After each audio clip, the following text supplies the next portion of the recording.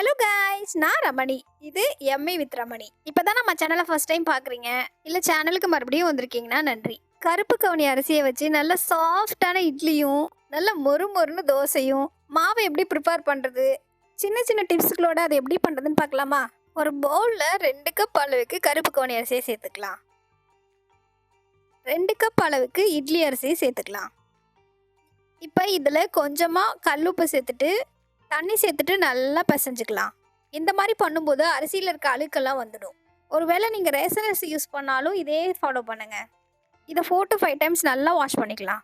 இதில் சுடு தண்ணி சேர்த்துக்கலாம்.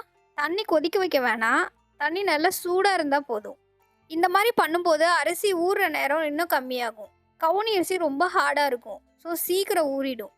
இப்போ அரிசி எடுத்த அதே கப்பில் 1 கப் அளவுக்கு கருப்பு உளுந்து எடுத்திருக்கேன். நீங்கள் இட்லிக்கு என்ன உளுந்து யூஸ் பண்ணுறீங்களோ அதே போட்டுக்கோங்க. தண்ணி சேர்த்துட்டு நல்லா வாஷ் பண்ணிக்கலாம். இதில் 1 டீஸ்பூன் அளவுக்கு வெந்தயத்தை ஆட் பண்ணிக்கலாம். இதுக்கு நார்மல் பச்சை தண்ணியை ஊற்றிக்கலாம். அதே கப்பில் 1/2 கப் அளவுக்கு கெட்டி அவல், சிகப்பு அவல் எடுத்திருக்கேன். இது மாவு ஆட்டுறதுக்கு ஒரு 1/4 மணி நேரத்துக்கு முன்னாடி ஊற வச்சா போதும்.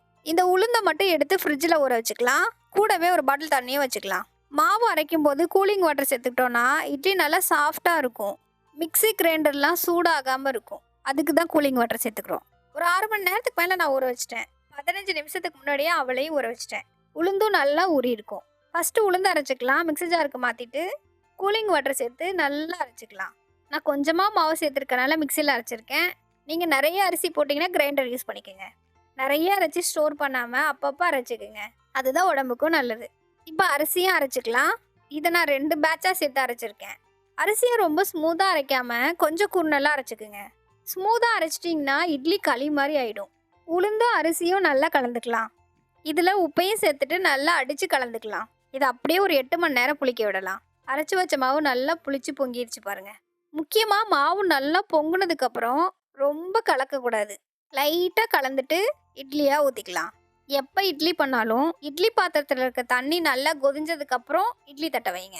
ஒரு 10 நிமிஷத்தில் நல்லா வெந்துடும். தட்டை திருப்பி போட்டு தண்ணி தெளிச்சுக்கலாம். இதை ஒரு நிமிஷம் டிஸ்டர்ப் பண்ணாமல் அப்படியே விட்டுடலாம். அதுக்கப்புறம் எடுத்தா சூப்பர் சாஃப்டான கவுனி இட்லி ரெடி.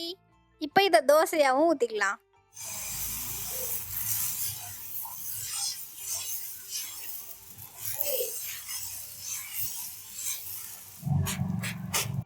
நல்லா தோசையும் வந்திருக்கு. நான் சொன்ன மெஷர்மெண்ட்டோட நீங்களே இதை ட்ரை பண்ணி பாருங்கள். உங்களுக்கும் சூப்பராக வரும். இந்த வீடியோ உங்களுக்கு பிடிச்சிருந்துச்சுன்னா சேனலை சப்ஸ்கிரைப் பண்ணுங்கள். தேங்க்யூ ஃபார் வாட்சிங். பாய்.